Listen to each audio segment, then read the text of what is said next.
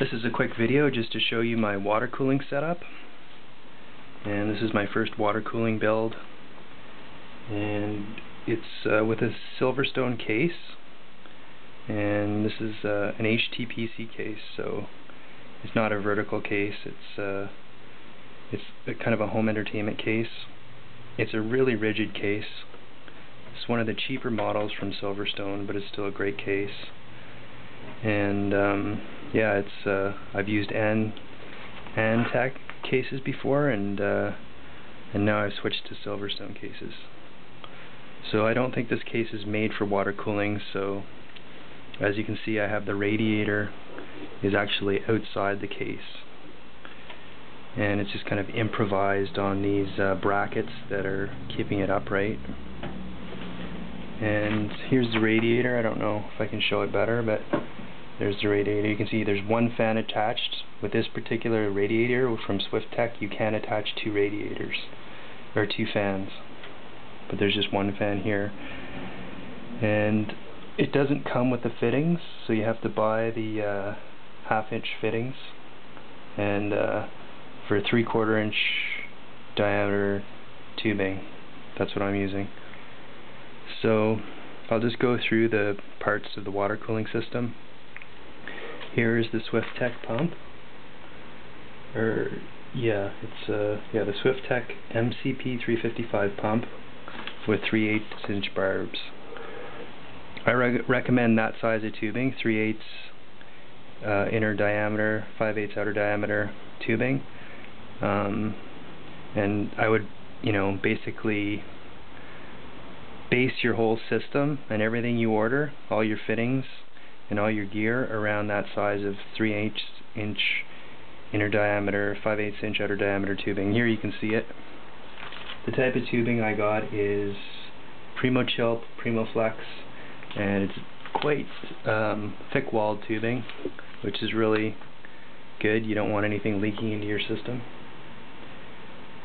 And so I believe I bought 10 feet of it, and I used most of it up. So anyways, we'll go on to the next part, and that is the radiator. It's a Swiftech radiator. It's a basic. I don't think they have many models. I think this is the only one. It's got a top fill reservoir, and it's got you can see the fittings are on the back. And again, this case isn't really meant for water cooling, so I just kind of like plopped everything where I could fit it. So there's where I put the pump, where I found out that a place that I could put it. And for this cooling system, I am cooling the graphics card, which is under this right here. You can see it. I'm pointing at it, and the CPU right there, which is a Core i7 on it's a Core i7 processor, and this is a Zalman cooler. The Zalman GWBS, I think. And I'm really happy with Zalman products. The only problem with this water cooling block is that you have to take the whole motherboard out to put the block on, which is kind of a pain. So that was kind of the hardest part, was getting that water block on, because there's a bracket that fits up behind the motherboard, and then you can see it screws on. And yeah, like the Zalman water block comes with the fittings on it, which fit the tubing, and you can see that I've the other thing that I've used is a Koolance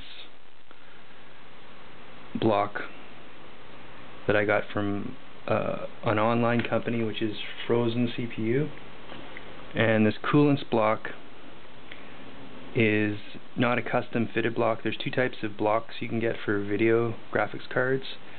Some are specially made for the type of graphics card, and this one's kind of a water block that you can fit on several different types of cards. So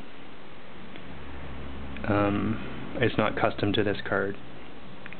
And the one thing I have against Koolance is that they don't have good instructions included which was maybe just the case of the one package I got shipped, or maybe they're doing it now. But it's tricky to install this one because you get 4 bolts to put the cooler on, but then there's another 4 screws that go actually screw into the thread into the bolts that go on the back, and if you try to do it, it just won't work without those 4 extra screws that go on the bottom.